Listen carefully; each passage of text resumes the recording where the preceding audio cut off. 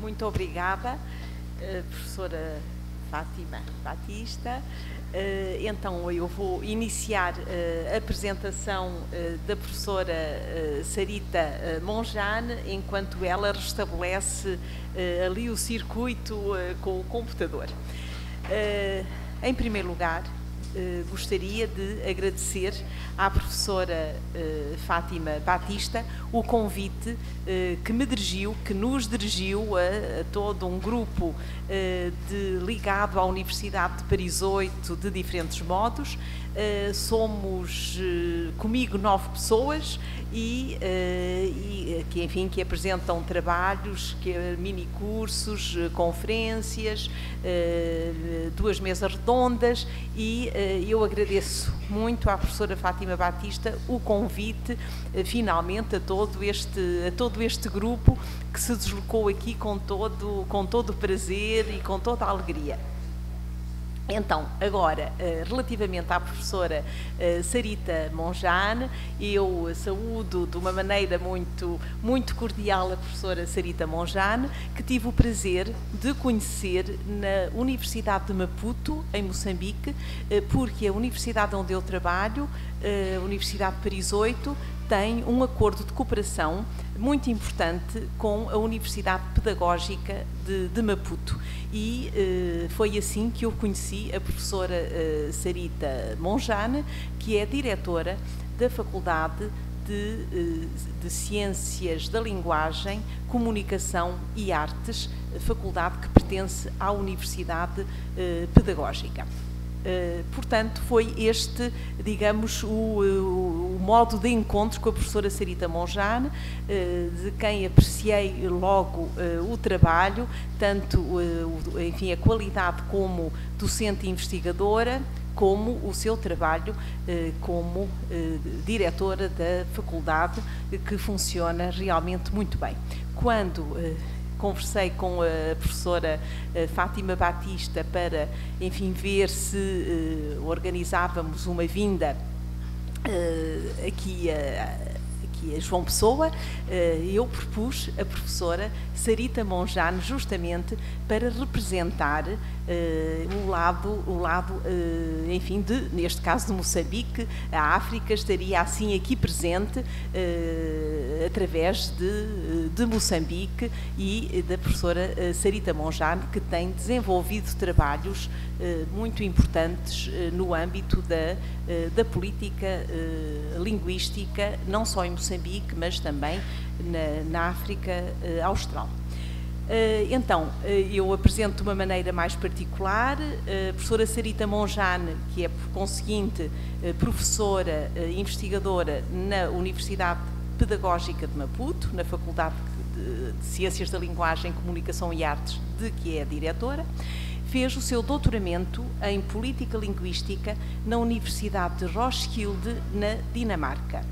É mestre em Linguística aplicada ao ensino, e este mestrado em Linguística aplicada ao ensino foi feito na Universidade de St. Mary's, no University College no Reino Unido. A especialização em ensino de inglês, língua estrangeira, foi feita também nos Estados Unidos. À partida, a professora Sarita Monjane fez uma licenciatura em Maputo, na Universidade Eduardo Mondlane, uma licenciatura para o ensino do inglês. Muito obrigada. Muito obrigada. É docente de Sociolinguística, de Língua Inglesa, de Tradução e Retroversão do Inglês Escrito, isto em mestrado de Tradução. Ensina também Introdução à Interpretação Consecutiva no mestrado em Interpretação de Conferência, também da Universidade Pedagógica de Maputo.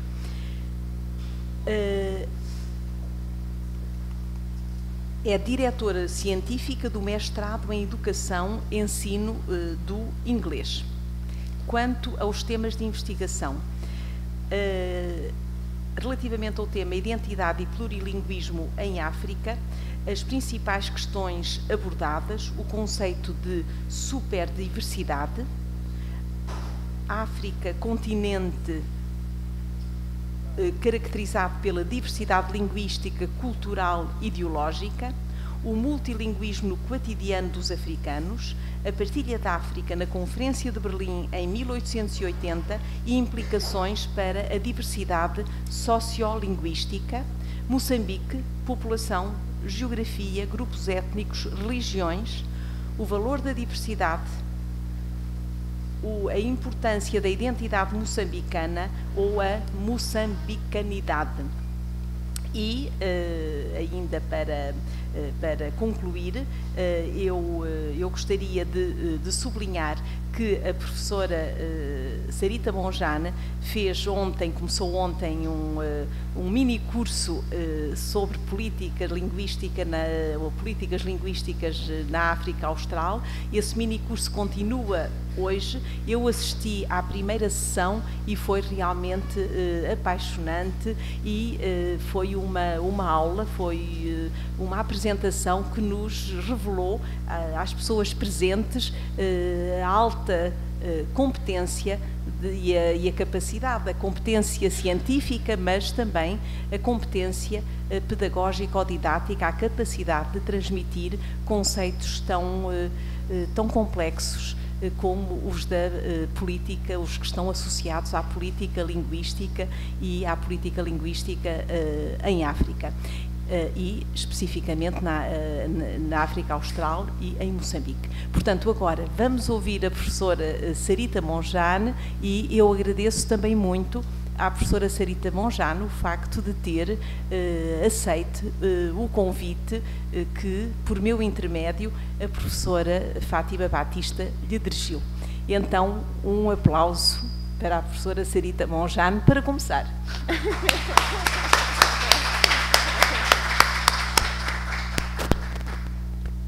Muito obrigada professora Maria Helena Carreira pela sua apresentação. Gostaria de começar por agradecer à professora Fátima Batista pelo convite que me foi feito para participar neste congresso. É um grande prazer para mim estar aqui, é a primeira vez que venho ao Brasil e quando recebi o convite não pensei duas vezes. O tema da conferência pareceu-me extremamente interessante e por que não, disse na altura, vou aproveitar esta oportunidade. Muito obrigada e gostaria de agradecer a todos os presentes pela vossa participação aqui. O tema da minha apresentação, como já foi dito e como aparece no programa, é identidade e plurilinguismo em África, o caso de Moçambique. Gostaria de começar por situar Moçambique e começar por situar o enfoque geográfico da minha apresentação, que é o continente africano. O mapa que eu aqui apresento está mais ou menos distorcido, mas dá para perceber.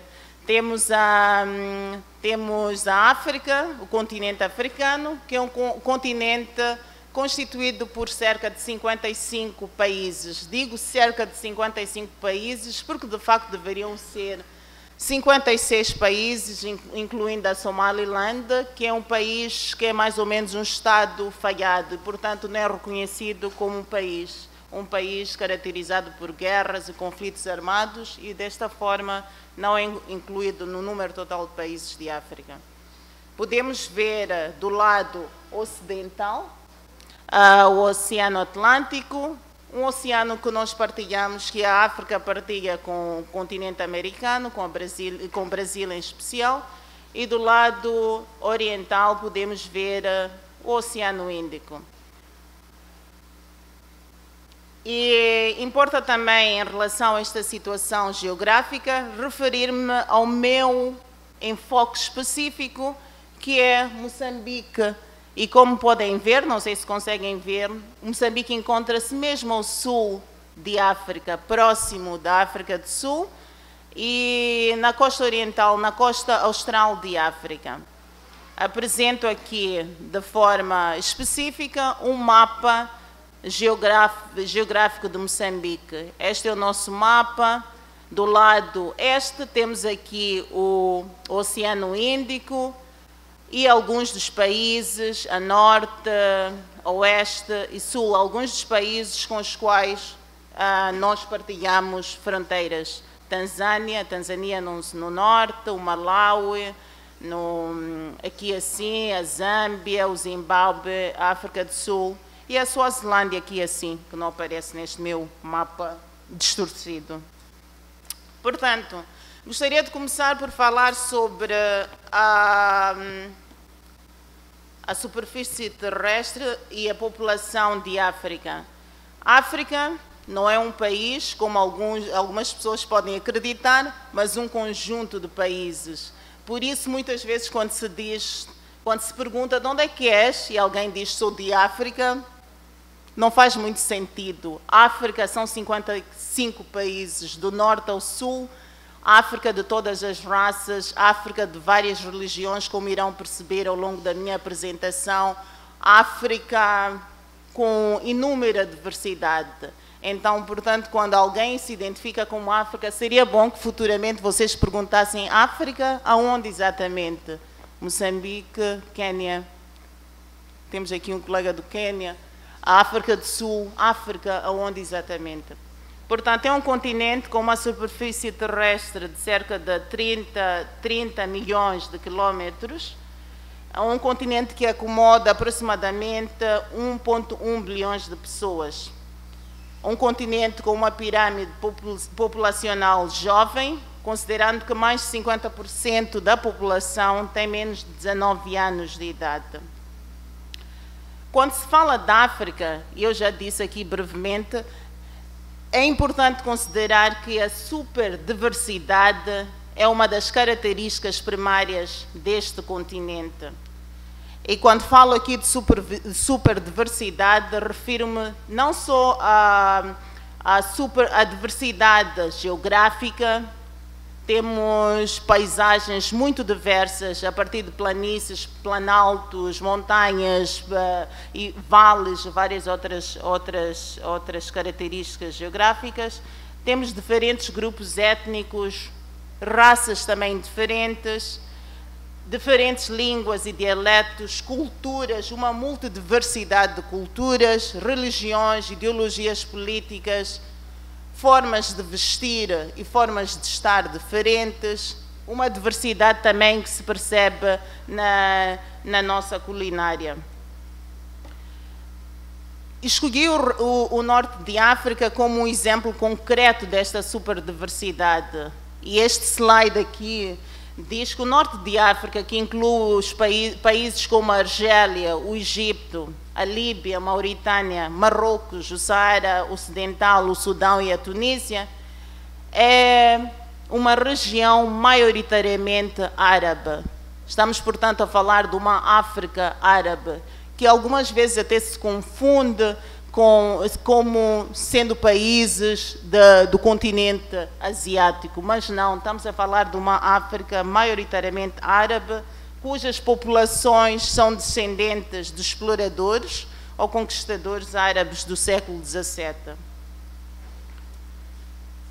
O norte de África é povoado por populações conhecidas como populações berberes, que são falantes de línguas berberes. As línguas berberes fazem parte da família linguística afroasiática. É uma região que se encontra fisicamente, geograficamente separada do resto de África pelo grande deserto do Saara. Espero que já tenham ouvido falar. Já ouviram falar do deserto do Saara? Sim, com certeza. Pelo grande deserto do Saara. Esta separação não é apenas física, mas também é cultural, em grande medida cultural e política. A maior parte dos países do norte de África fazem parte da Liga Árabe e, de facto, a influência islâmica nesta região do norte de África é evidente. Gostaria de começar por falar sobre o conceito de superdiversidade. Eu compreendo o conceito de superdiversidade mais ou menos da mesma forma que com a definição que é apresentada por Norman Johansen e Caspar Huferman, que afirmam o seguinte: a superdiversidade É um termo usado para uma variedade cada vez maior de recursos linguísticos, religiosos, étnicos, culturais, etc., que caracterizam as sociedades modernas. A superdiversidade é também definida como a diversificação de diversidades. E esta superdiversidade é um termo que descreve uma nova ordem influenciada por dois conjuntos de desenvolvimentos. Muito obrigada.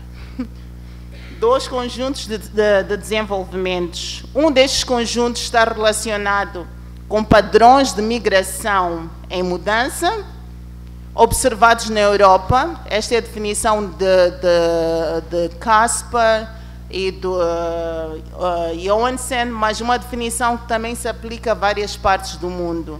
Portanto, padrões de migração em mudança, observados na Europa. O segundo desenvolvimento está relacionado com desenvolvimentos tecnológicos, tornando novos órgãos de comunicação social acessíveis para as massas, através dos telemóveis e da internet. Algumas das consequências de superdiversidade apresentadas pelos dois autores são que os indivíduos em sociedades superdiversas modernas encontram uma grande variedade de recursos característicos da Europa há algumas décadas. Uma segunda consequência da superdiversidade é a ausência cada vez maior e mais importante da previsibilidade diária. Por outras palavras, o mundo é tão diverso que quando saímos de casa de manhã não sabemos que tipo de pessoas iremos encontrar, que tipo de eventos iremos enfrentar nesse dia. Uma terceira consequência da superdiversidade é a necessidade de estarmos preparados para fazer face e para interpretar fenómenos, comportamentos, atitudes e significados nunca encontrados antes, em novos contextos. É verdade, eu diria que com a globalização parece que ficamos cada vez mais parecidos, mas as diferenças continuam a existir. Neste slide eu digo que, diferentemente destes dois autores, eu defendo a opinião de que a superdiversidade não é um fenómeno novo. Pode parecer que seja, mas não é. De facto, a superdiversidade caracteriza a África pré-colonial, a África colonial e a África pós-colonial e os seus países num todo. Eu estou aqui a falar da África porque este é o enfoque da minha apresentação, mas a superdiversidade também caracteriza as Américas, a Ásia, a Europa e várias outras regiões do mundo, a Australásia, etc. Uma constatação que importa reter é que o nosso continente é super diverso. O slide que passo a apresentar agora fala de uma das razões que contribuíram também para esta superdiversidade. É a partilha aleatória de África. E digo aqui que é importante sublinhar que a partilha aleatória de África, nos anos 1880, a quando da realização da Conferência de Berlim, veio contribuir ainda mais para esta superdiversidade, considerando que não houve um esforço por parte das potências europeias na altura de respeitar as fronteiras de grupos etnolinguísticos, clãs ou tribos existentes então.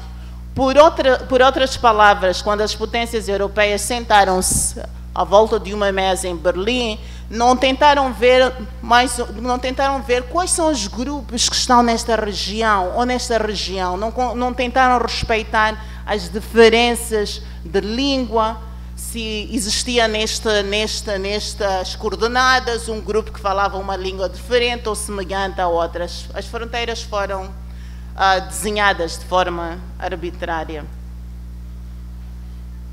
O próximo slide apresenta uma questão. Será que é possível falar sobre identidade linguística nacional em África? No meio desta superdiversidade, será que é possível falarmos sobre a identidade, uma identidade africana e neste caso particular uma identidade moçambicana, eu muitas vezes digo que discutir questões de identidade em África, em África e em qualquer outra região, é uma questão muito complexa.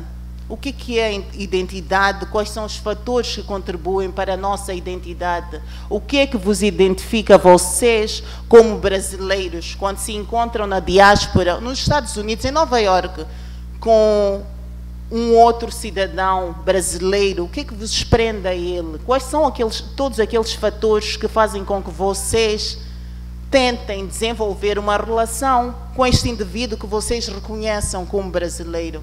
São questões também que irei aqui apresentar em relação a Moçambique e a África. Quando eu encontro um moçambicano ou encontro um moçambicano entre vários africanos, o que é que me prende, o que é que me atrai a este africano? É a língua portuguesa? Sim, mas não necessariamente, não é só a língua. Há vários outros fatores que contribuem para a criação desta identidade moçambicana. Será possível falar de uma identidade linguística nacional em África? De acordo com Mazrui é um estudioso africano, as fronteiras nacionais de muitos estados africanos carecem do suporte de qualquer identidade linguística nacional.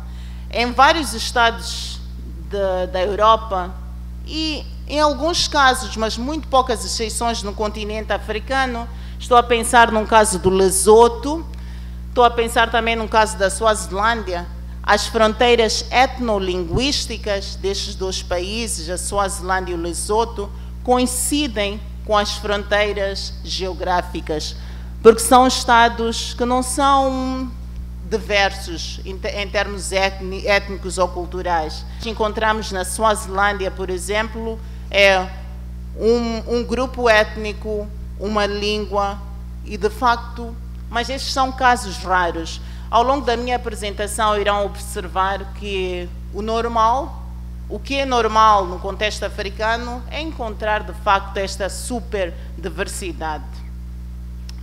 Kashoque, outro estudioso africano do Malawi, defende que a natureza largamente arbitrária da maneira como os atuais países africanos foram criados como Estados-nação soberanos é diretamente proporcional ou é diretamente responsável pelo seu atual caráter nacional altamente multiétnico, multicultural e multilingüe, e algumas vezes, como no caso da Tanzânia e Nigéria, contendo aproximadamente 100 línguas ou dialetos, ou mais ainda, no interior das suas fronteiras.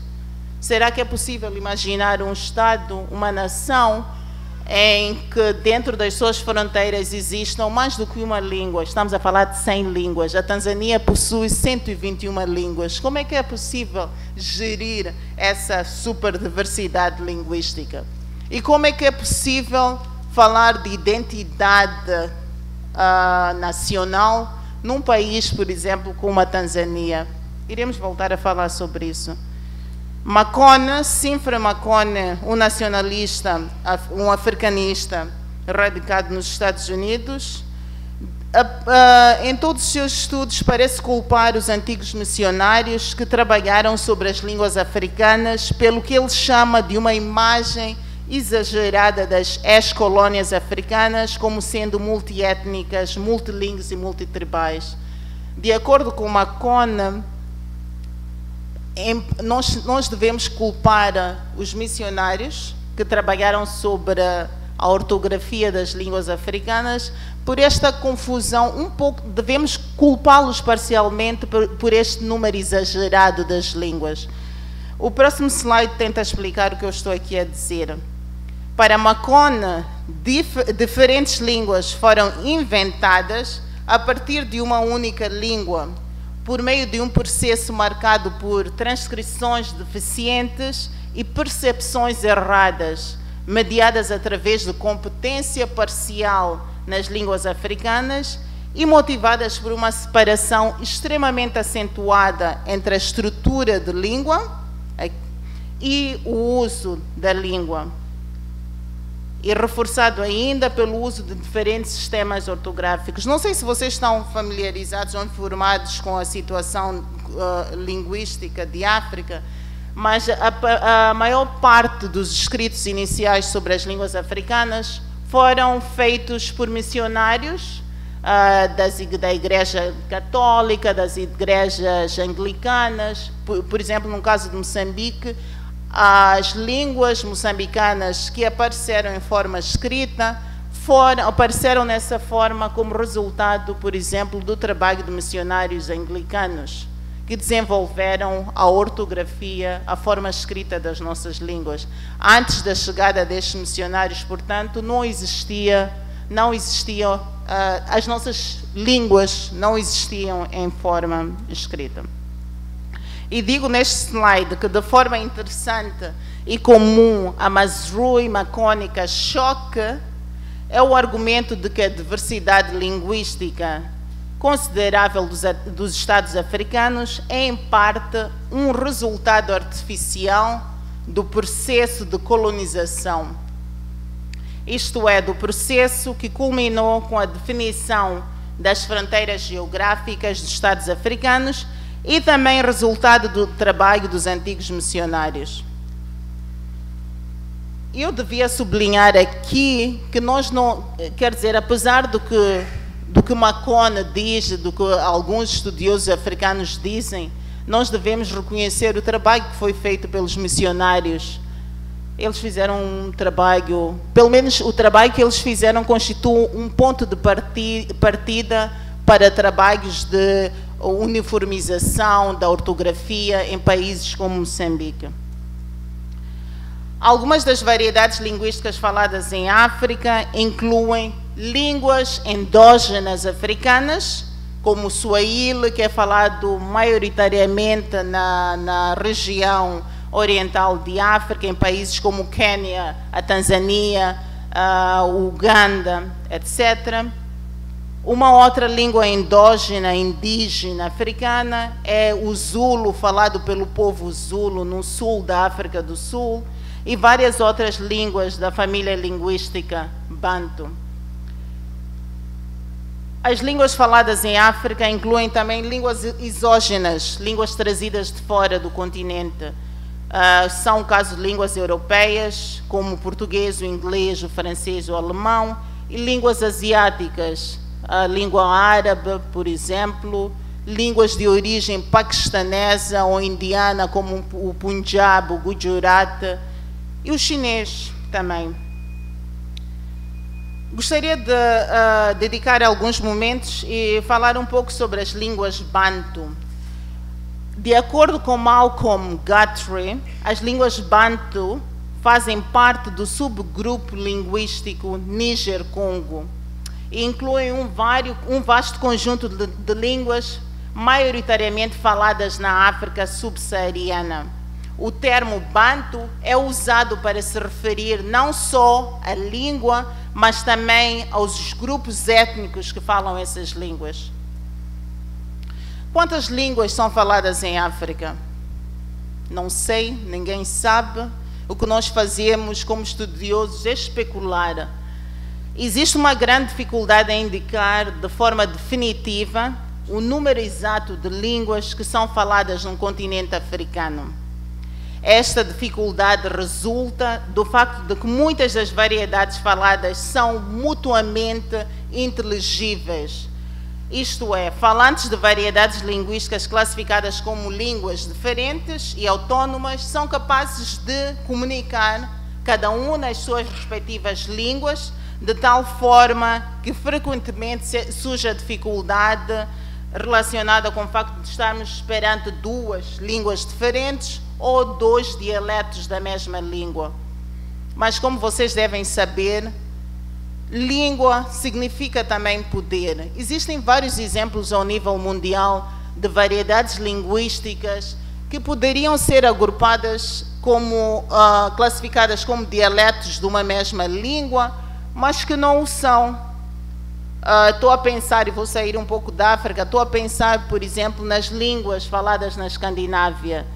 O sueco, o dinamarquês, o norueguês, uma pessoa pode facilmente conversar em sueco com uma conversando em norueguês sem problemas nenhuns. E a comunicação ocorre. Mas o problema é que nós podemos imaginar um cenário em que o povo dinamarquês, por exemplo, diga que nós somos dinamarqueses, pertencemos ao reino da Dinamarca e a língua que nós falamos é o norueguês. Ou o contrário, língua significa também identidade, significa também orgulho nacional. Em África nós temos vários casos de línguas que são classificadas como variedades linguísticas classificadas como línguas diferentes, mas que no fim do dia as pessoas conseguem comunicar cada uma na sua variedade. Até que ponto nós estamos a falar de línguas diferentes ou dialetos? Existe uma discrepância assinalável entre os números apresentados por Malcolm Guthrie, que se refere à existência de 250 línguas bantu africanas, e os números apresentados pelo etnólogo, que se refere à existência de 535 línguas bantu. A verdade é que a maior parte das línguas faladas na África subsaariana são de origem bantu. E eu digo aqui que este facto a existência desta discrepância não deve constituir uma surpresa, porque, de acordo com Sinfer Makone, uma grande parte dos escritos iniciais sobre as línguas africanas foram elaborados por indivíduos que não tinham um domínio destas línguas. O próprio Malcolm Guthrie reconhece que esta dificuldade em precisar o número específico das línguas africanas resulta da ausência de um método de classificação desenvolvido para este grupo de variedades linguísticas claramente relacionadas. Eu vou voltar aqui a falar sobre a superdiversidade e agora relacionar a superdiversidade e o plurilinguismo e o multilinguismo em África. A quando da discussão sobre questões de superdiversidade em África, é importante mencionar que o plurilinguismo ou o multilinguismo fazem parte do dia a dia dos africanos. E também de muitos cidadãos espalhados pelo mundo, mas em particular dos africanos. Defino aqui o plurilinguismo como a capacidade de um indivíduo controlar ou ter o domínio de mais de uma variedade linguística. Para além da língua oficial de cada país, que normalmente é a língua segunda para muitas pessoas, sendo a língua segunda é também língua, meio de ensino, língua da administração pública, do sistema jurídico, etc. A maior parte dos africanos possui também uma língua primeira. Geralmente a língua primeira dos africanos, a língua materna, é uma língua africana. Portanto, estamos perante uma situação em que temos vários cidadãos que têm como língua materna uma língua africana e uma língua oficial, a língua da administração pública, etc., é uma língua normalmente exógena, uma língua oficial de origem europeia. O seu dia a dia é caracterizado pela alternância de códigos, especificamente num contexto urbano.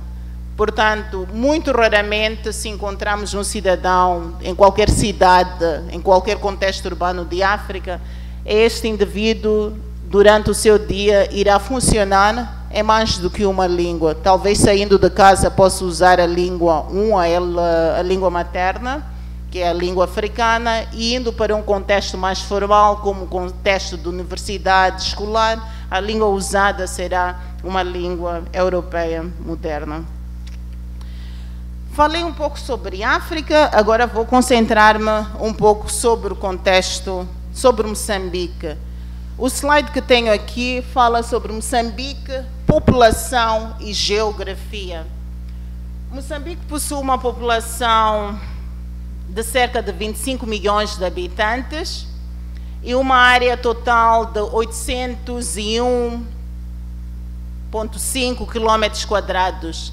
E estende-se ao longo do Oceano Índico em cerca de 2.500 quilómetros.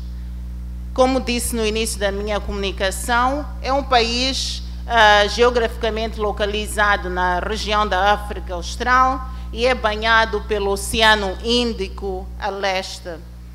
O país faz fronteira com a República da Tanzânia ao norte, o Malawi e Zâmbia a noroeste, o Zimbábue a oeste, o Reino da Suazilândia e a República da África do Sul a sudoeste.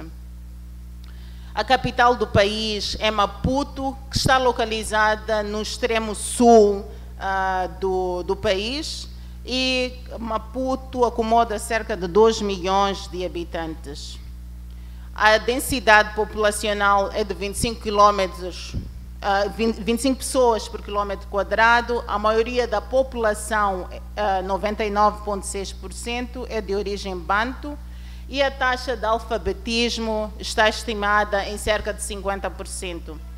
Perto de 2/3 da população moçambicana vive nas zonas rurais. Para falarmos também e percebermos estas questões de identidade africana e também regional, importa sublinhar que Moçambique faz parte de várias organizações internacionais, com particular destaque para a SADC, que é a Comunidade de Desenvolvimento da África Austral. É uma comunidade constituída por 13 países, que incluem Angola, Botsuana, a República Democrática do Congo, o Lesoto, o Malawi, Maurícias, Namíbia, Seychelles, África do Sul, Suazilândia, Tanzânia, Zâmbia e Zimbábue. Moçambique também faz parte, também é membro da União Africana, que era conhecida até recentemente como a Organização da Unidade Africana, uma organização continental. Os principais grupos étnicos, antes disso, tenho aqui... Ok, o meu slide é intitulado Grupos Étnicos, mas o que eu tenho aqui é mais ou menos uma introdução a isso. Moçambique é um país multiétnico, multicultural e multilingüe.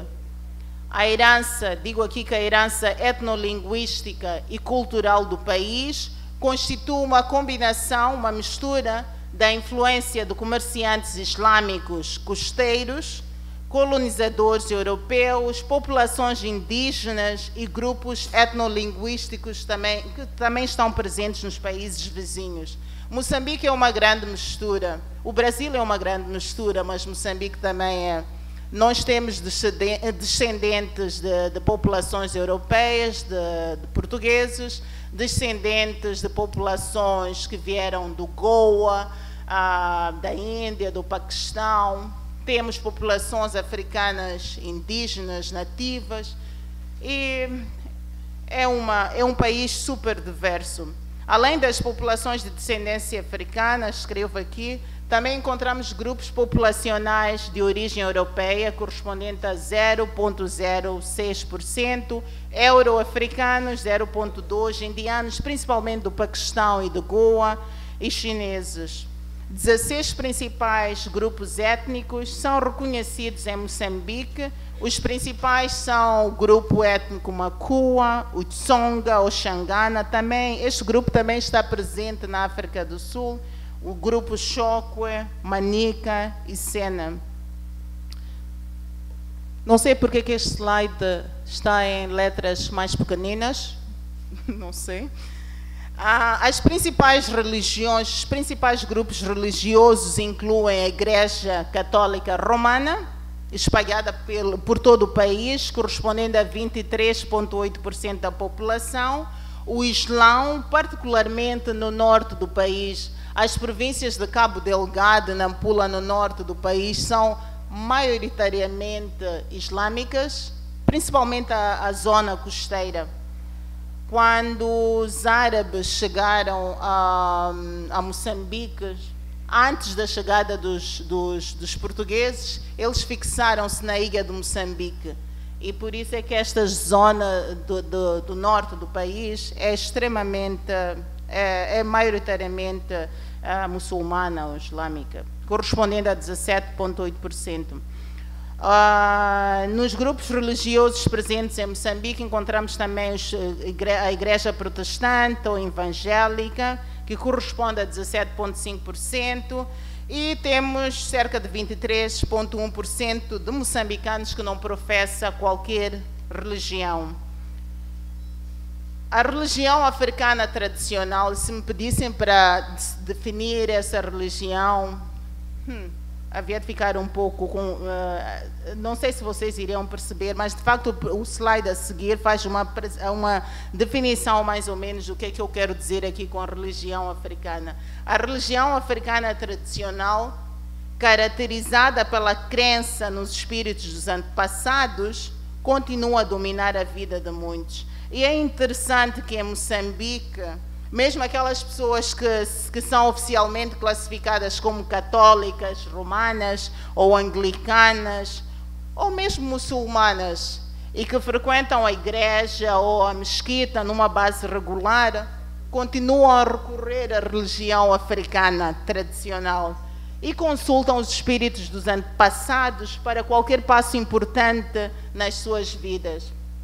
Geralmente, se queremos obter um emprego, uma promoção no emprego ou ter um casamento feliz, visitam sempre os espíritos dos antepassados. Assim, podemos argumentar que as pessoas não olham para as diferentes religiões como sendo mutuamente exclusivas, mas, ao contrário disso, existe uma certa complementaridade. Eu sou católica, mas também sou africana. Eu sou muçulmana, mas também sou africana. Anglicana, mas também vou ao curandeiro. O próximo slide fala sobre as línguas nacionais de Moçambique, que também são classificadas como pertencendo ao grupo de línguas Banto, particularmente ao grupo Níger-Congo. No início da minha comunicação eu disse que não havia um consenso em relação ao número exato de línguas faladas em África. O mesmo se aplica a Moçambique. Quantas línguas são faladas em Moçambique? Não existe um acordo, um consenso. O etnólogo menciona 43 línguas para Moçambique e o NELIMO, que é o Núcleo de Estudos de Línguas Moçambicanas, menciona 20 línguas faladas em Moçambique. E digo aqui que esta falta de consenso é resultado da ausência de um estudo sociolinguístico ou dialectológico profundo sobre as variedades linguísticas faladas no país. Até aqui nós não fomos capazes de viajar do norte ao sul ou do sul ao norte e fazer um estudo detalhado sobre que línguas existem, faladas por quantas pessoas, se de facto essas variedades linguísticas são línguas propriamente ditas ou são dialetos das várias línguas. E digo aqui que, adicionalmente, o trabalho levado a cabo pelos missionários, embora de valor inestimável para o desenvolvimento da ortografia das línguas nacionais moçambicanas, resultou provavelmente numa enumeração ou listagem exagerada das línguas faladas em Moçambique. Não obstante esta ausência de consenso, nós reconhecemos que Moçambique possui uma diversidade linguística elevada. De acordo com Armando Jorge Lopes, um estudioso moçambicano, Moçambique é classificado entre os 15 países linguisticamente mais diversos em África, significando que, em termos numéricos, nenhuma língua pode afirmar possuir o estatuto de maioria linguística ao nível nacional. Por outras palavras, não existe na República de Moçambique, no território de Moçambique, uma língua que seja falada como língua franca, que seja falada por 50%, falada e entendida por 50% dos moçambicanos. Uma língua comum. A língua comum que nós temos neste momento é a língua portuguesa. Além do português, língua oficial, e das línguas nacionais de Moçambique, que estão entre 20, estimadas em 20 ou 43, o inglês também é falado num país, bem como o árabe, que é usado e falado numa base diária, particularmente para fins religiosos e como meio de instrução nas escolas islâmicas ou muçulmanas. Cerca de 40% dos moçambicanos fala português como língua segunda e só cerca de 6,5% fala português como sua língua primeira. A literatura faz referência ao surgimento de uma nova variedade moçambicana da língua portuguesa, que recorre extensivamente a empréstimos das línguas nacionais moçambicanas e apresenta vários neologismos. Para além das línguas banto do português, a língua inglesa também está presente e desempenha um papel relevante em todos os níveis e setores da sociedade moçambicana. Os principais grupos linguísticos incluem o grupo Emakwa, o Sena, Xixangana, Elome ou Ixuabo. Os falantes do Emakwa correspondem a aproximadamente 24,8% da população total, seguidos do Xisena, Xangana com 11,2%, Elomé e Ixuabo. Gostaria de falar um pouco sobre a língua portuguesa e dizer que a língua portuguesa é falada principalmente no Moçambique urbano e que esta elevada predominância ou concentração de falantes de português nas cidades está particularmente ligada a fatores socioeconômicos. É nas zonas urbanas onde a maior parte do emprego formal está concentrado. O facto do conhecimento desta língua constituir uma pré-condição para o acesso ao emprego formal por parte dos cidadãos moçambicanos.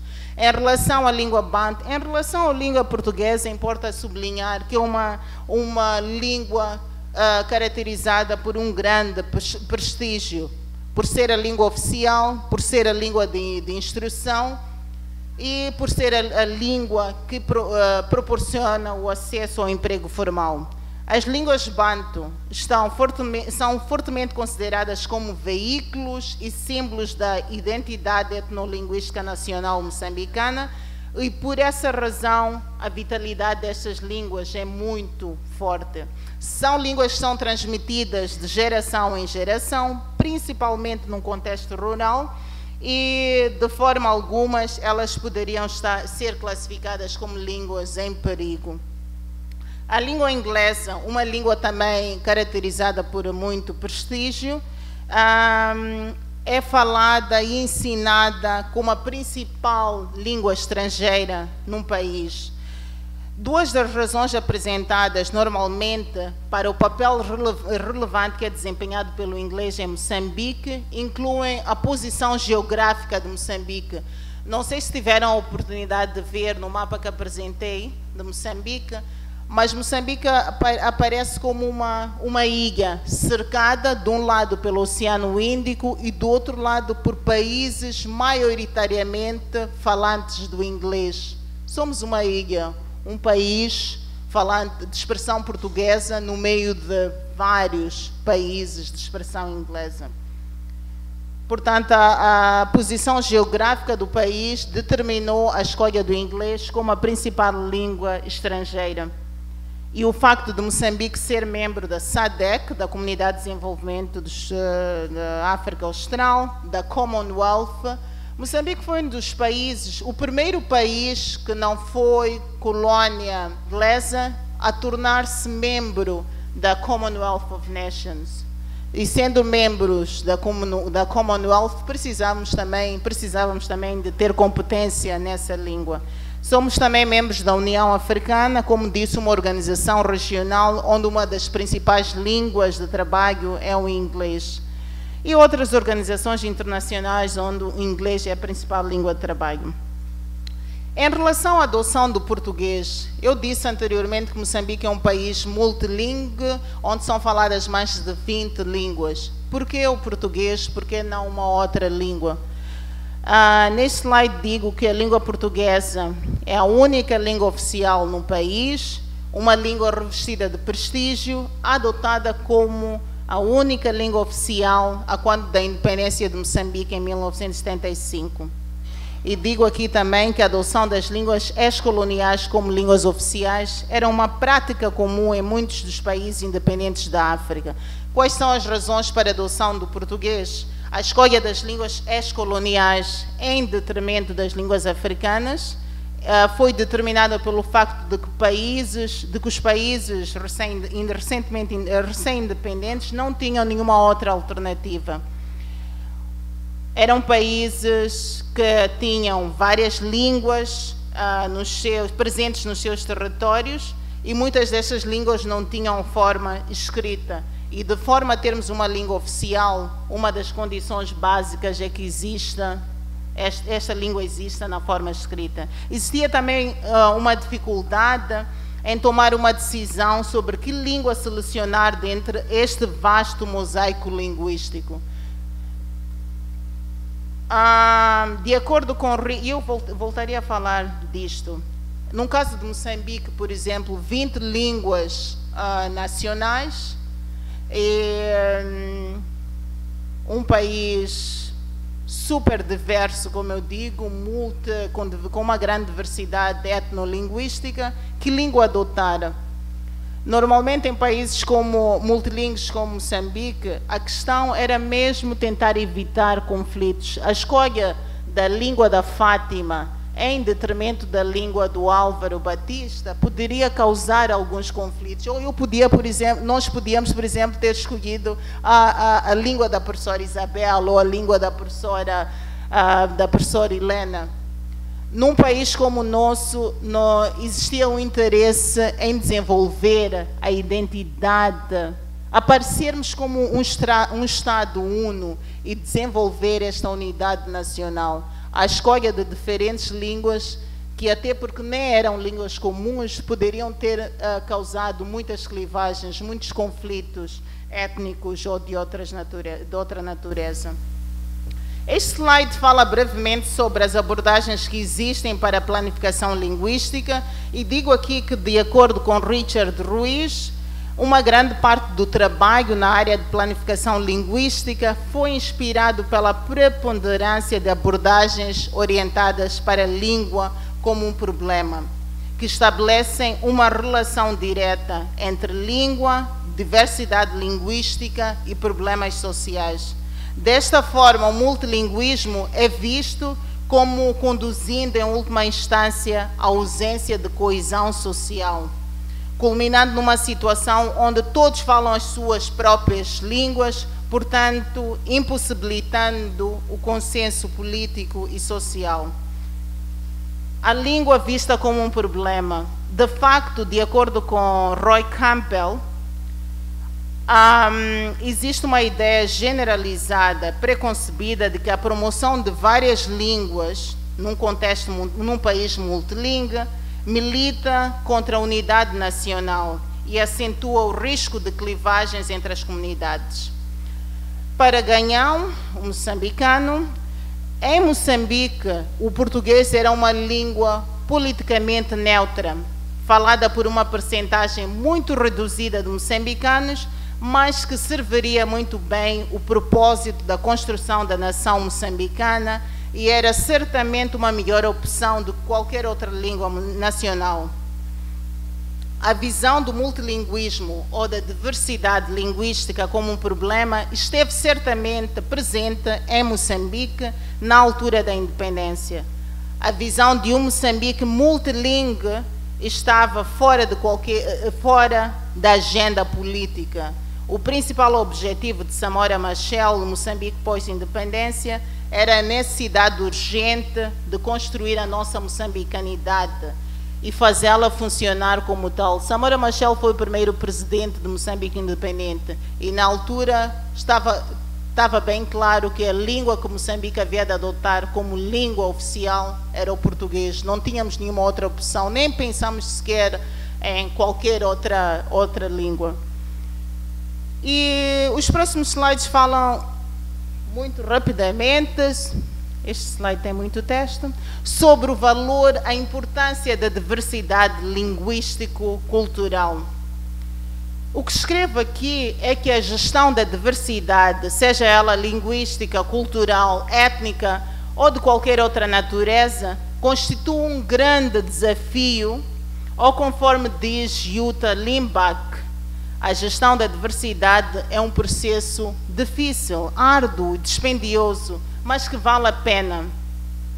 Em Berlim, no dia 2 de fevereiro de 2008, Jutta Limbach, na altura presidente do Instituto Goethe Institute, afirmou o seguinte na sua comunicação intitulada Plurilinguismo e Multilinguismo, obstáculos em direção a um público europeu. Ela disse o seguinte: para alguns existe o postulado de que o multilinguismo parece ser uma relíquia nacional embaraçosa dentro do mosaico da futura cultura europeia. Todavia, esta crítica subestima a natureza muito especial da integração europeia. Esta citação aplicava-se ao contexto europeu, mas pode ser também aplicada à África e a vários outros contextos multilingües. Os Estados-membros da União Europeia e os seus povos não pretendem seguir o modelo do Estado-nação quando estiverem a moldar a União Europeia. Quando louvamos o multilinguismo, não devemos nos esquecer de um argumento particularmente relevante: o facto de que o pluralismo linguístico se revela um processo árduo e dispendioso. Eu defendo a ideia de que a sociedade em geral, o Estado e vários outros atores, incluindo a escola e a família, devem assumir uma posição de advocacia explícita a favor da diversidade a todos os níveis da sociedade. O multilinguismo e a diversidade linguística e cultural devem ser vistos como fontes de conhecimento e enriquecimento, muito mais como um bem do que uma desvantagem, ou conforme apresentado de forma correta por Giulio Bianco, como recursos para o indivíduo, a sociedade e a economia. A diversidade etnolinguística e cultural enriquece o nosso mundo e a nossa realidade, e os benefícios do multilinguismo são também manifestados na facilitação da troca de informação, transferência de tecnologia, promoção da mobilidade e integração numa determinada sociedade. De acordo com Fishman, o que é que se perde quando uma língua desaparece? É a integração social de gerações, a coesão, a naturalidade e uma criatividade tranquila. O sentido seguro da identidade, mesmo sem a consciência politizada desta identidade. Perde-se o valor coletivo de uma comunidade e de um povo, mesmo quando as conveniências da vida diária são mais promissoras do outro lado. O que é que nós perdemos quando perdemos uma língua? Perdemos, ou um grupo linguístico, perdemos a criatividade cultural. Uma língua é uma cultura. Perdemos a música associada a ela, ou as músicas, as histórias, o teatro, os mitos, as danças e artefactos. E as artes performativas, que enriquecem as proximidades imediatas da língua original, mas também a totalidade da experiência humana numa miríade de traduções. Por detrás de cada língua, sublinho aqui, existe toda uma riqueza de tradições e culturas que vale a pena preservar. A diversidade linguística é certamente positiva. Ela enriquece a nossa experiência sobre a realidade. O Plano de Ação para a Implementação da Declaração Universal da Unesco sobre a Diversidade Cultural defende a necessidade de salvaguardarmos a herança linguística da humanidade e contribuir para a expressão, criação e disseminação do maior número de línguas quanto possível e encorajar a diversidade linguística, enquanto respeitando a língua materna a todos os níveis da educação, onde possível, e promover a aprendizagem de várias línguas a partir de muito cedo. Por outras palavras, apesar de nós termos adotado, nós, Moçambique e vários outros países terem adotado as línguas ex-coloniais como o português, o francês, o alemão, o inglês em África, nós também defendemos a ideia de preservar as nossas línguas, as nossas culturas, por causa de toda esta riqueza que está relacionada com a existência destas línguas. Faz sentido, não faz? Acho que faz. A existência de inúmeras línguas e culturas dentro das fronteiras de um determinado território apresenta muitos desafios, não há dúvida, desafios de gestão, relacionados com o papel e a função destas várias línguas. Será que estas línguas devem ser promovidas, encorajadas ou ignoradas? Não obstante a dificuldade na gestão das diferenças, vale a pena preservá-las. Ontem à noite, no mini curso de Política Linguística, eu perguntava aos participantes, os estudantes estavam lá presentes, até que ponto o Brasil era um país monolingue. Será que é de facto um país monolingue? De jeito nenhum. A língua...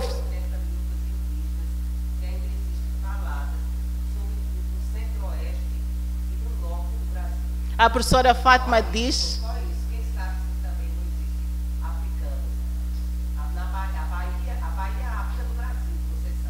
Sim. É a África, que pena que você não vai dar.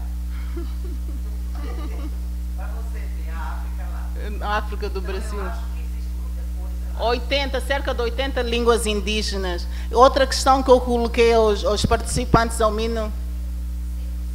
170.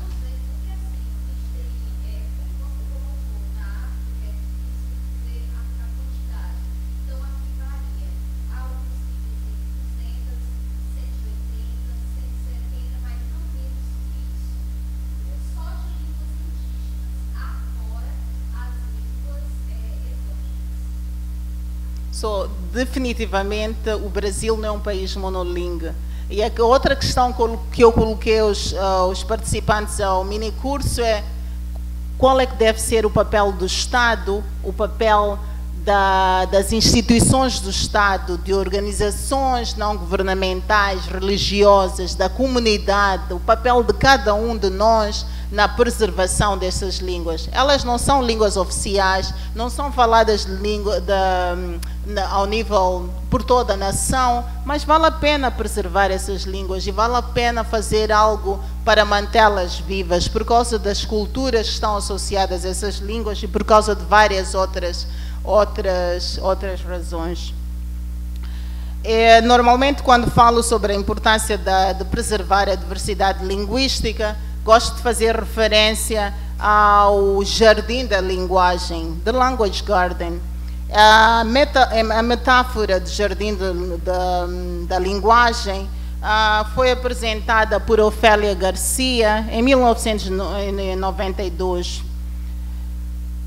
E passo a ler o que escrevi neste slide. Argumentando a favor da importância da preservação da diversidade linguística, Ofélia Garcia usa a analogia do Jardim de Línguas, isto é, The Language Garden, que faz uma comparação entre diferentes línguas existentes no mundo de hoje com diferentes espécies e tipos de flores e plantas. Ela defende a visão de que se os países do mundo fossem jardins com uma única variedade de flores, de uma única cor, tamanho e forma, o mundo seria certamente um lugar aborrecido. Imaginem um mundo ou um jardim em que só encontramos rosas vermelhas. E vamos comparar esse jardim, onde só existem rosas e rosas vermelhas, com um outro jardim mais colorido, rosas de todas as cores, mas não só rosas, mas várias outras plantas. Eu acho que este jardim, o mais colorido, com diferentes espécies, seria muito mais lindo, muito mais interessante para a nossa alma, para a nossa mente, do que aquele jardim composto por rosas vermelhas. Imaginem um mundo onde a única língua existente fosse apenas o inglês, ou o português, ou o francês, as línguas europeias, ou o espanhol. E um outro mundo onde existissem as pequenas e grandes línguas, as línguas mais importantes e menos importantes, as línguas internacionais e menos internacionais. Este mundo seria certamente muito mais interessante.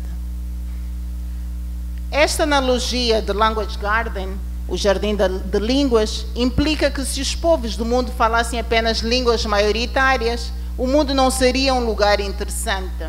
De acordo com Baker, a analogia sugere que a diversidade linguística requer planificação e cuidados e que uma situação de laissez-faire é menos desejável do que a planificação linguística deliberada e racional. São necessários jardineiros, exemplo, professores nas escolas, estudantes também, para plantar, regar, fertilizar e ressemear as diferentes flores minoritárias no jardim, com vista a assegurar um jardim linguístico mundial enriquecedor. Esta é seguramente uma forma muito interessante de olhar para a diversidade de línguas e culturas existentes no mundo de hoje, que aponta para a necessidade de cuidar e preservar esta super diversidade, porque muitas línguas, pequenas ou grandes, têm um valor potencial devido às inúmeras culturas e tradições a que elas estão associadas. Obviamente, uma das melhores formas de garantir a manutenção da vitalidade destas línguas, não obstante o facto de serem línguas maioritárias ou minoritárias, é através do uso do sistema escolar como guardião destas línguas. O uso das línguas no sistema educativo, tanto como meio de instrução ou um recurso, não só garante a sobrevivência destas línguas, mas também a sua propagação para um maior número de falantes e também uma maior participação no processo do ensino e aprendizagem por parte dos professores e alunos. Eu estou prestes a terminar, porque estou a falar há cerca de uma hora, exatamente uma hora, e os últimos slides falam sobre algumas reflexões sobre questões de identidade, a identidade moçambicana, a nossa moçambicanidade. E o que eu escrevo aqui é que, com vista a ser capaz de falar com conhecimento de causa sobre alguns dos fatores que condicionam a nossa identidade africana, em geral, e a nossa identidade moçambicana ou moçambicanidade em particular, coloquei a seguinte questão a vários dos meus colegas na Universidade Pedagógica. Quando a professora Fátima pediu-me para falar sobre questões de plurilinguismo e identidade em África, li vários livros, especialmente Le Page. Eu dizia, mas ok, mas isto não me vai ajudar a falar sobre o que é que nos identifica como africanos e como moçambicanos. Então passei pelos corredores da faculdade, falei com vários colegas, mas e vou continuar. Quando estamos na diáspora e nas ruas de uma cidade europeia ou de qualquer outra cidade do mundo, o que nos atrai aos outros moçambicanos com quem nos cruzamos? O que nos prende a uma pessoa que descobrimos ser moçambicana? Foi esta mesma pergunta que eu fiz quando um brasileiro encontra-se com um outro brasileiro em Nova Iorque ou em Cantão ou qualquer outro sítio. O que é que vos prende a este brasileiro? O que é que vos faz quererem se voltar a encontrar? As respostas apresentadas, foram na sua maioria extremamente interessantes. Alguns dos meus colegas referiram-se aos símbolos da nossa pátria. Um deles disse, Sarita, quando eu encontro um moçambicano que me identifica, ele é a pátria. Eu, sim, a bandeira. A bandeira, pensas na bandeira? A bandeira, o hino, interessante, o hino, nosso hino nacional. Mas, acima de tudo, o que diziam outros colegas, o que nos identifica como moçambicanos é o processo da nossa socialização, a forma como fomos educados, como crescemos, a escola, aquilo tudo que lá aprendemos. Mencionou-se também todos aqueles elementos que nos são comuns, todos aqueles elementos de que nos recordamos, as coisas mais pequenas, os odores, os sabores, a nossa forma de ser. A esta lista eu acrescento as nossas instituições, a nossa música popular e as nossas danças, a marrabenta, a macoela, as práticas sociais partilhadas, as nossas culturas e subculturas, porque não existe apenas uma cultura moçambicana.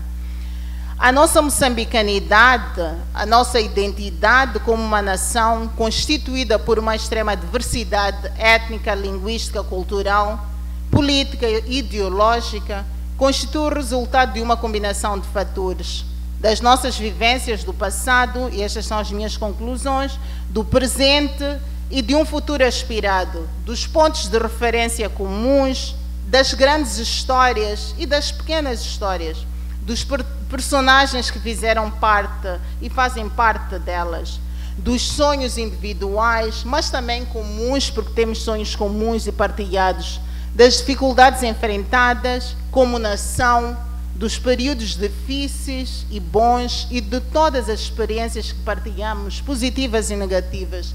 Isto é o que torna de nós moçambicanos, não obstante as nossas grandes e pequenas diferenças, o facto de pertencermos a um mesmo espaço geográfico ao qual chamamos casa, home. Portanto, existe, apesar da existência de várias fronteiras e de identidades étnicas, linguísticas, culturais, religiosas, políticas, ideológicas, é também possível falar de uma identidade comum em África e em Moçambique, mas também de novas e múltiplas identidades. Somos moçambicanos pertencentes a grupos étnicos específicos, mas antes e acima de tudo somos moçambicanos.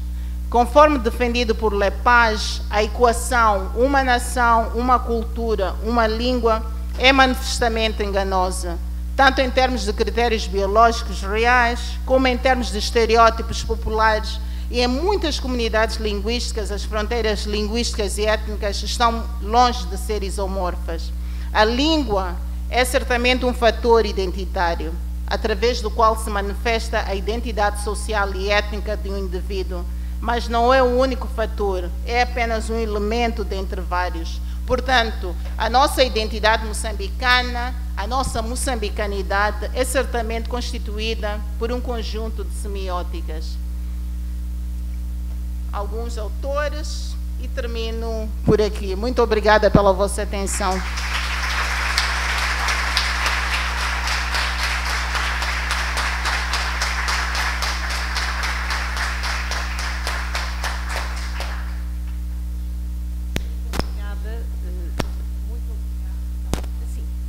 Está bem.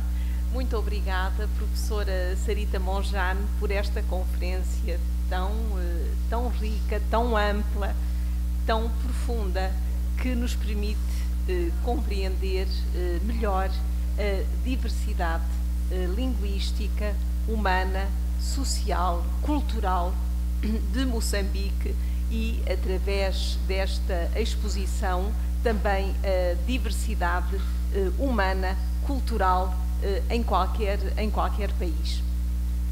Muito obrigada e agora acho que temos tempo para passar à discussão. São 11h20, temos algum tempo de discussão possível. Façam favor de colocar questões, a professora Sarita responderá. Faz favor.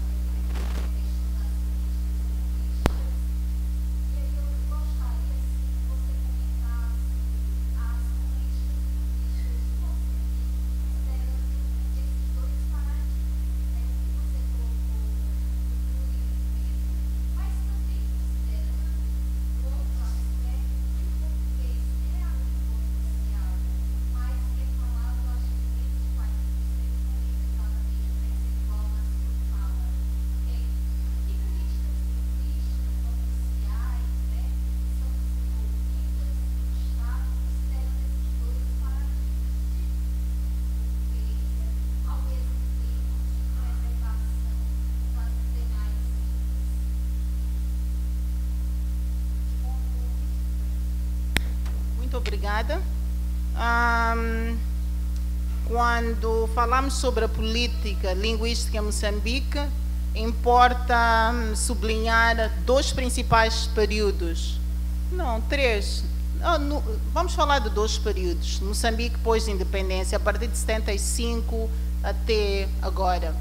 A partir de 75, quando Moçambique ficou independente, foi adotado o português como a única língua oficial e, portanto, como única língua oficial, era a única língua exclusiva do ensino, do sistema escolar. E, envolvidos quase 40 anos da independência, 40 anos da independência, quase, existe todo um movimento que defende a necessidade da introdução de outras línguas no sistema escolar.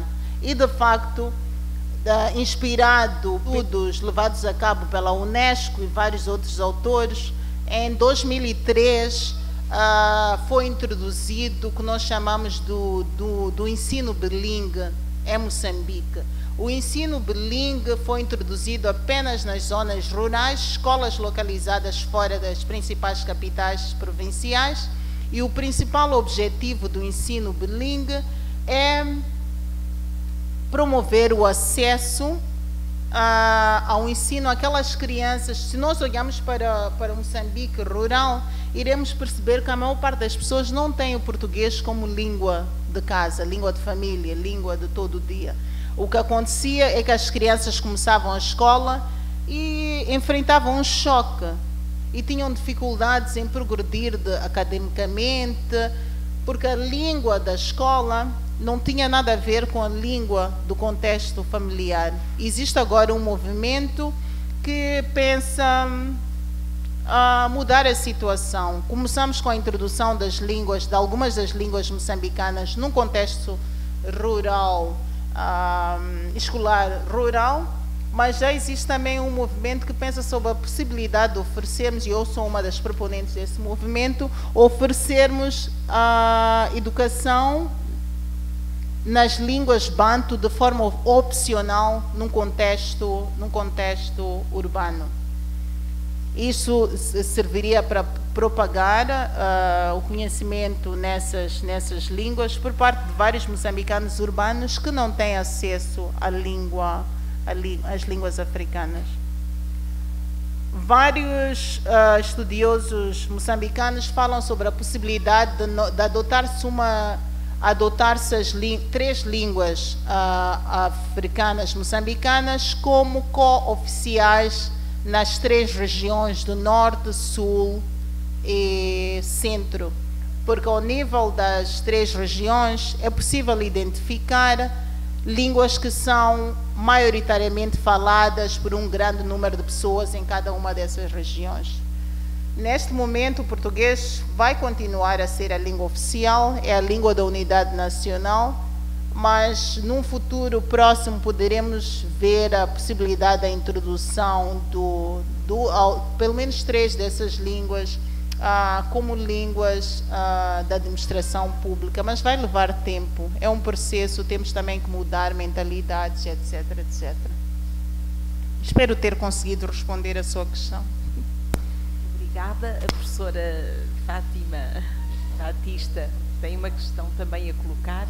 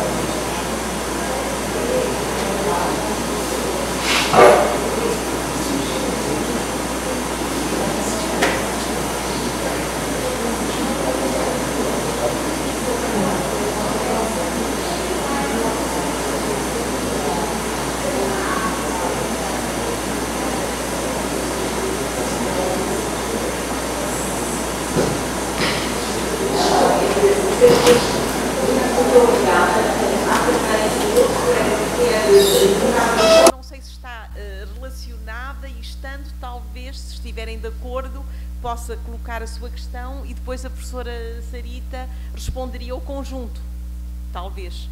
E então, se não se importa.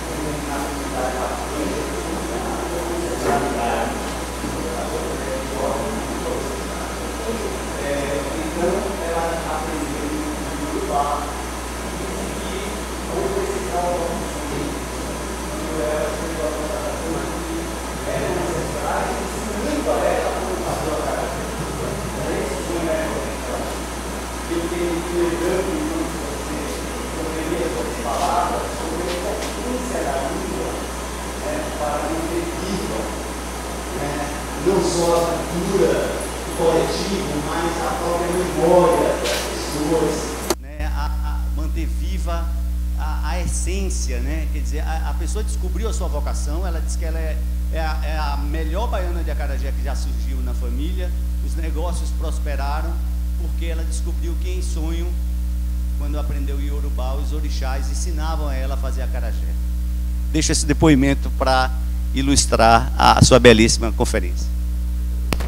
Talvez agora há mais perguntas, não é? Mas talvez agora possa reagir a estas duas intervenções. Professora. Eu penso Alô.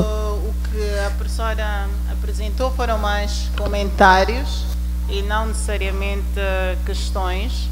E eu é que devo agradecer, professora, pelo convite para estar aqui, por terem tornado a minha presença, a minha participação a este colóquio possível. Eu disse no início da minha comunicação que falar sobre identidade em África, questões e em especial identidade em Moçambique, não é nada fácil. quando nós pensamos na nossa moçambicanidade, nós não excluímos a língua portuguesa, muito pelo contrário, ela faz parte de quem nós somos também. E seria difícil perceber ou imaginar um Moçambique onde o português não fizesse parte. A Constituição da nossa República diz que na República de Moçambique o português é a língua oficial, mas o governo deve também preservar as línguas nacionais como símbolos da nossa e símbolos e veículos da nossa identidade nacional moçambicana. Mas se a professora passear pelas ruas de Maputo, irá observar que o português é de facto, Maputo e outras capitais provinciais, o português é uma língua viva. E vários estudos fazem referência ao surgimento desta variedade moçambicana do português. Eu acho que não podemos imaginar um Moçambique onde o português está ausente. E faz parte também da nossa identidade moçambicana, porque há vários moçambicanos, principalmente urbanos, para os quais o português é a língua materna. O português é a minha língua materna. E vários assimilados, vários pais africanos de raça negra optaram pelo português como língua primária dos seus filhos. E sim, as línguas nacionais são muito importantes e nós vamos continuar a lutar para preservá-las, mas também iremos fazer de tudo para manter o português e desenvolver a nossa variedade moçambicana de português. Professora Socorro, ouvi falar ontem sobre este núcleo de estudos de políticas linguísticas. No mini curso de ontem estavam duas raparigas, a Rafael e a Cíntia, muito atentas, muito informadas sobre estas questões. Foi um prazer tê-las num curso. E não me importaria de manter o contacto e acompanhar o trabalho que vocês têm estado a realizar. Fernando Oliveira, muito obrigada pelos seus comentários, pela sua intervenção. Acho que foram mesmo comentários, não necessariamente questões. Eu é que fiquei, depois da sua intervenção, com uma questão. Porque falou do acarajé, que eu nem sei o que é.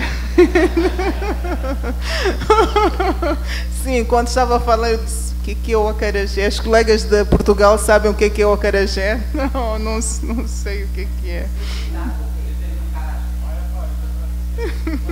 É uma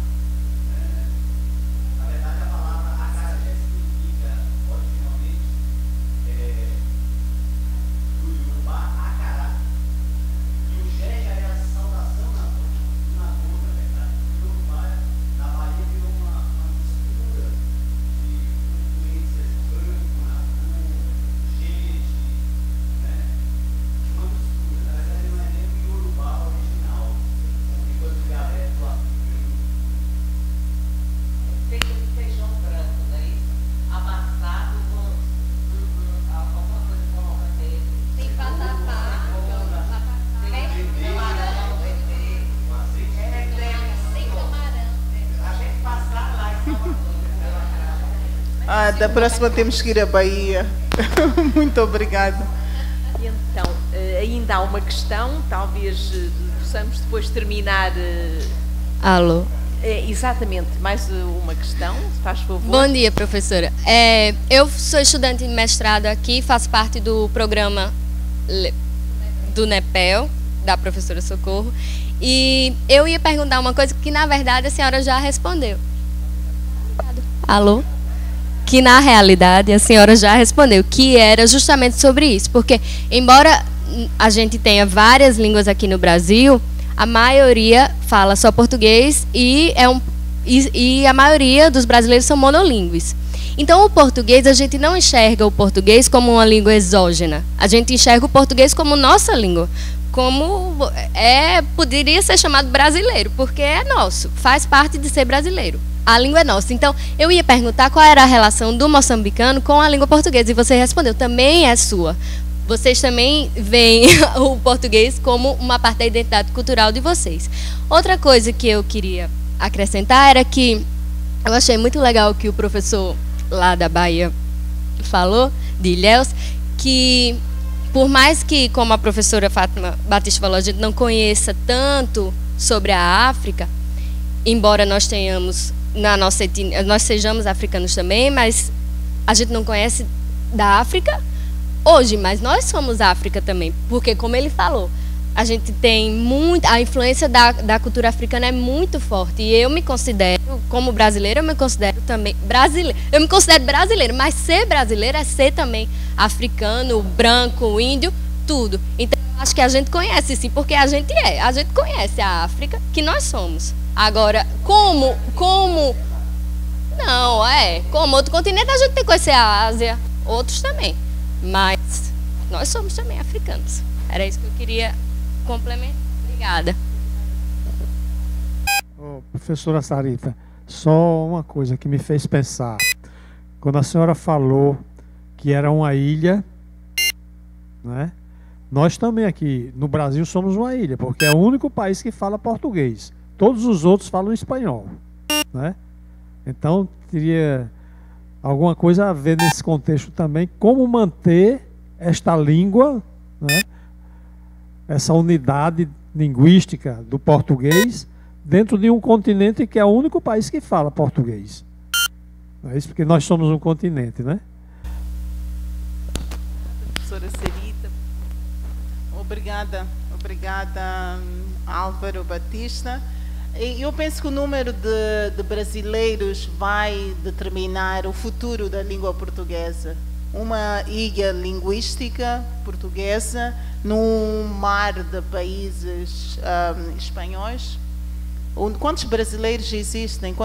Qual é o número total? Então, isso é suficiente para determinar a vitalidade dessa língua neste espaço do Brasil. Vai se manter, sim. E uma língua não desaparece assim de um dia para o outro. Leva séculos. E no Brasil, o português é para ficar, como disse ali a estudante. Professora, mas recentemente eu li em um artigo de um inglês, sim, em que uma das línguas fadadas a ser extinta é o português. Isso me preocupou bastante. Não. Penso que existem estudos recentes que dizem que o número de falantes da língua portuguesa está a aumentar. Não tenho em mente as estatísticas, mas o número de falantes de língua portuguesa ao nível mundial, acho que foi um estudo do Instituto de Camões, se não estou em erro, está a aumentar.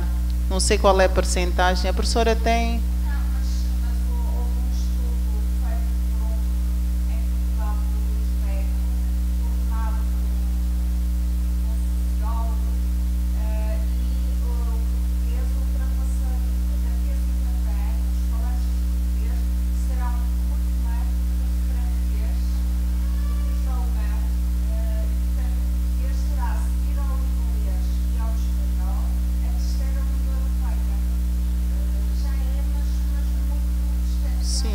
E também temos que nos recordar que, para além de Portugal, o Brasil tem os maiores falantes. Temos também Angola, Moçambique, Cabo Verde, Timor-Leste, Macau, Guiné-Bissau, São Tomé e Príncipe.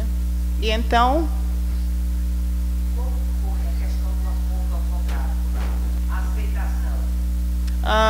Moçambique ainda não ratificou, mas estamos nesse processo. Ainda não ratificamos o acordo. Sim, não sei como é. Penso que Angola ratificou. Nós ainda não, nós ainda estamos. O assunto está na Assembleia da República, no Parlamento, e não ratificamos ainda.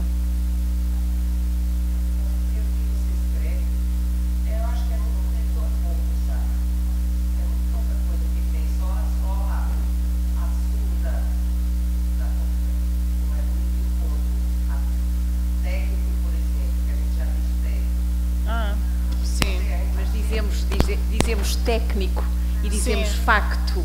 Portanto, o C escreve. Somos técnicos, escrevemos Isso é diferente. técnico. Mas, por exemplo, aspecto, aqui não se pronuncia o C etimológico e antes do acordo ortográfico escrevíamos o C. Sim, E continua, sim. a Sarita continua a escrever.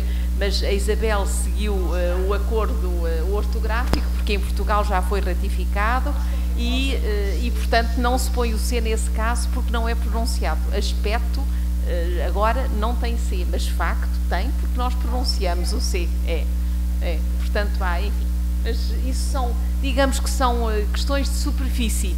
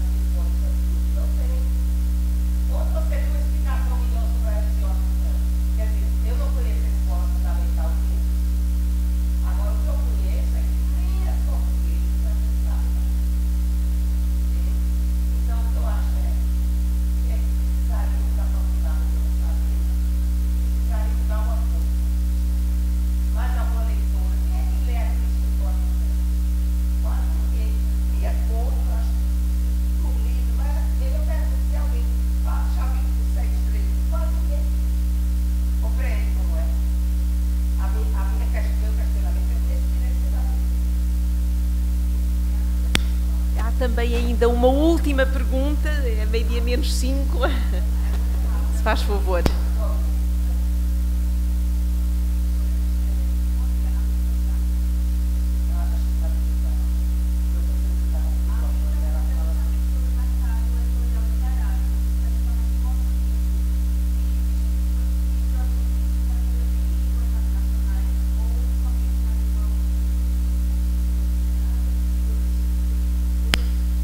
obrigada. Muito obrigada por essa questão relevante. A maior parte dos nossos escritores, os escritores moçambicanos, escrevem em português. Com algumas exceções, existem 2 escritores, Bento Sitoy, que é um dos exemplos, que escreve em numa das línguas do sul do país. Mas se nós vamos para países como Quênia, Ngugi wa Thiong'o, se vamos para a África do Sul, encontramos também vários autores que escrevem nas línguas africanas. E como eu disse, a professora Socorro, existe agora um grande movimento para a introdução não só do ensino bilíngue, mas também para a introdução das línguas, das línguas nacionais, línguas africanas, como disciplina opcional no ensino secundário. Um dos grandes argumentos é que nós não aprendemos a língua apenas por ler os livros da escola, os textos, o livro escolar. Para aprendermos uma língua e para sermos fluentes nelas, nós precisamos de ter acesso a outros materiais de leitura. Esta é uma das coisas que está em falta. Muitas das línguas faladas em Moçambique são aquilo que nós chamamos, na literatura inglesa se chama de cross-border languages, línguas transfronteiriças. Portanto, é possível, e se queremos promover a causa Bantu, a causa do ensino bilíngue, é possível usar alguns dos textos, por exemplo, do Xangana, do Tsonga, da África do Sul, e num contexto moçambicano, tem muitas semelhanças. Podem-se também usar textos Shona, do Zimbábue, para crianças que irão aprender nas línguas do centro do país. Mas neste momento existem muito poucos autores que escrevem nas línguas Bantu. Mas já começou. Quem sabe daqui a alguns anos o número irá aumentar. Muito obrigada. Por esta bela conferência, muito obrigada a todos pela presença, pelo diálogo que se instaurou. Mais uma vez, muito obrigada à professora Fátima Batista, sem a qual nós não estaríamos aqui a partilhar, enfim, não só este momento, mas todos os momentos que nos são oferecidos ao longo deste congresso por todos os participantes. Sabem que hoje a professora Sarita Monjana, às 4h30, dará a sua segunda sessão do minicurso sobre políticas linguísticas na África Austral. Portanto, caso queiram e possam e queiram estar presentes, será na sala 509, se não estou 509, como ontem, portanto, das 4h30 às 6h30. Então, muito obrigada, um bom almoço e talvez até logo. Obrigada.